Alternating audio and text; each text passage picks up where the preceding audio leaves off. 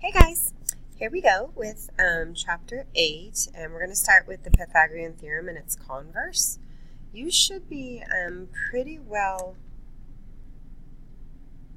you should be familiar with the Pythagorean theorem. Okay, so what it is, it's used to find the missing side of a triangle, of a right triangle. Forgive me, it's this morning and I'm a little out of it, apparently. Okay, so I'm hoping to get a clear picture and good sound, but we know how that goes. Okay, if we're looking at this triangle right over here to our left, A and B would be called the legs. All right, they make up the right angle. Side C is what we would call the hypotenuse. It's also your longest side of a right triangle. Your longest side. And it's always directly across from this right angle, the hypotenuse. So for any right triangle, we can say that A squared, this side, plus B squared, this other side, the two legs, when you add them together, they will equal C squared, the hypotenuse. So let's go ahead and give that a try in a few of these examples. So what I did is I went ahead and I circled the sides in pink.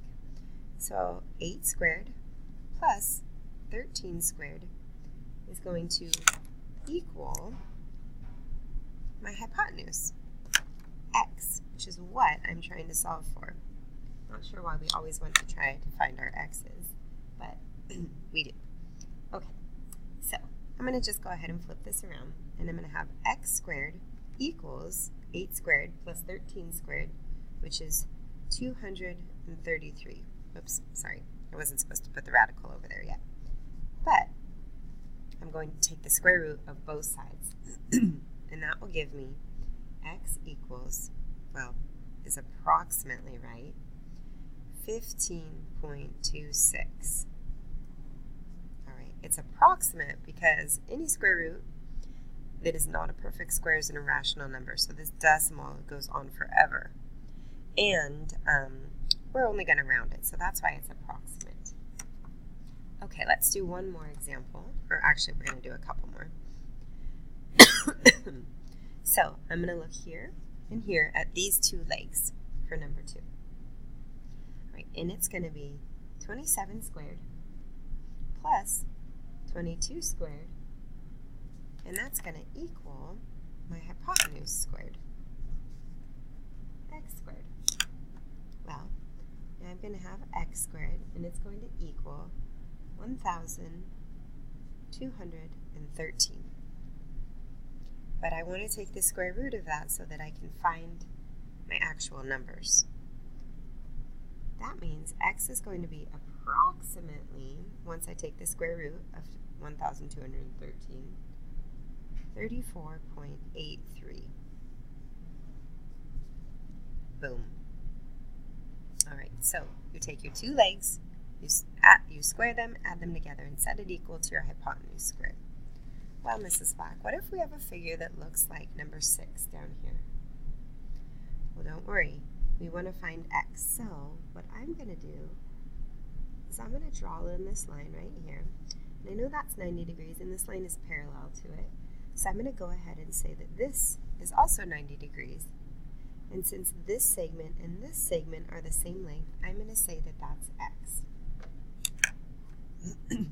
And because this piece is 5, I know that this piece is 5, which makes this piece right here 13.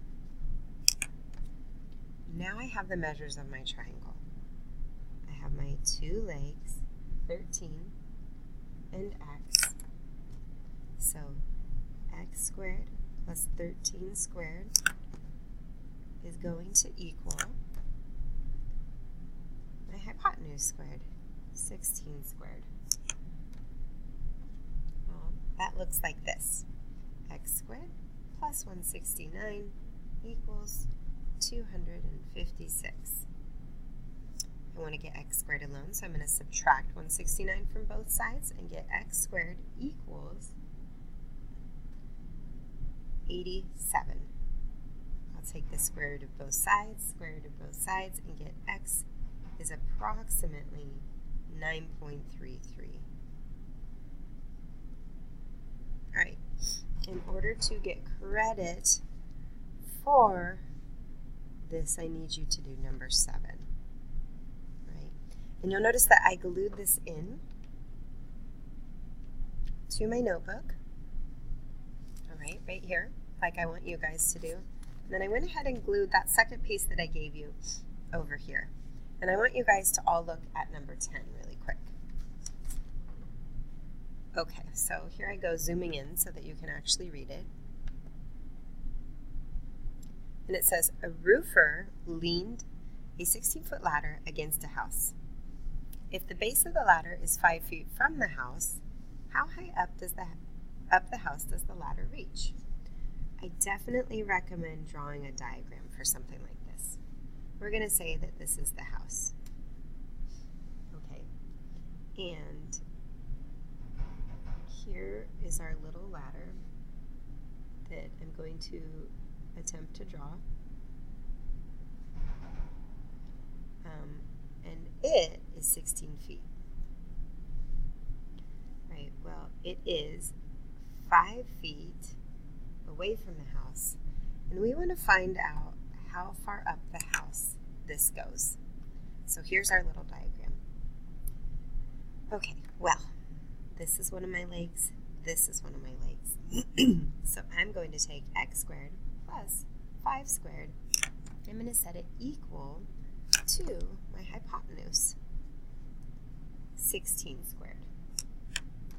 Well, that becomes x squared plus 25 equals 256. I want to get x squared alone, and I end up with x squared equals 231. I'll take the square root and take the square root. X is approximately 15.2. Okie doke. All right, so that's all we're going to do for this part. Now what I need you guys to do is move on to the Pythagorean theorem and its converse. So, bear with me for a second while we go over this.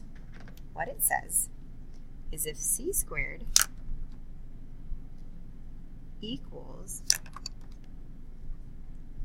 a squared plus b squared, then you can say that the triangle is a right triangle. See, what we're trying to do is we're trying to classify triangles. We're trying to figure out, is it a right triangle? Is it an acute triangle? Or is it an obtuse triangle? So, when it's an obtuse triangle, you're still going to use the Pythagorean theorem. You're going to take c squared, and what's going to happen is that c squared is actually going to be greater than a squared plus b squared. And then if it's an acute triangle, I'm sure you've already figured that out because you guys are so smart. C squared is going to be less than a squared plus b squared.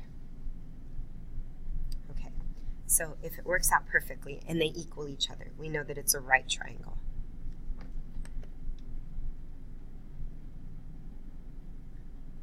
If c squared is greater than a squared plus b squared, it's obtuse. And if c squared is less than a squared plus b squared, then it's acute. So let's go ahead and try this out. But first, you guys, you need to determine if they can form a triangle, right? Let's use purple here. Determine if the three sides form a triangle. And remember, guys, that's the sum of the two smaller sides must be greater than the third side. Okay, so we're going to look here, and we're going to see, we're going to take our two small sides, which are 3 and 7.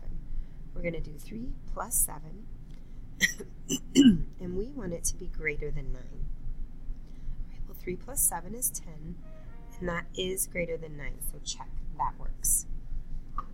Now what we need to do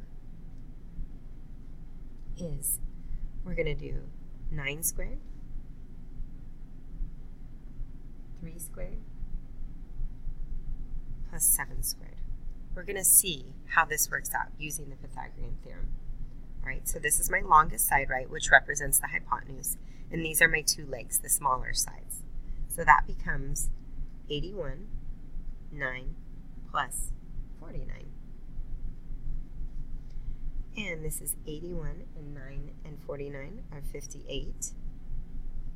Well, 81 is greater than 58, which if we look up here, if C is greater than, then that's an obtuse triangle. So we would go ahead and mark the box obtuse. All right, let's look down at number 3. Again, we're going to take our two smallest sides, which are 4 and 11, 4 plus 11, and we want them to be greater than 16. All right, well, 4 plus 11 is 15, and that is not greater than 16, right? So, not a triangle. This would be our answer. We go no further. Okay, so now let's look here. Let's skip the box and move down to number 7. Again, we're going to take our two smaller sides, 31 and 35. 31 plus 35, we hope it's greater than 39. All right, well, that's 66, which is definitely greater than 39. So check, it works. Now I'm going to take my longest side, which is my hypotenuse, and I'm going to square it. And I want it to be greater than, or I want to see if it's greater than or equal to, or smaller than, less than, my two sides. So 31 squared plus 35 squared. 31 squared, well, 39 squared is 1,529. All right. Actually, let's draw dashes down so we can see the difference here. 31 squared is 961 plus 1,225, which is 35 squared. We add them together, and this is 2,861. So, oops, 1521.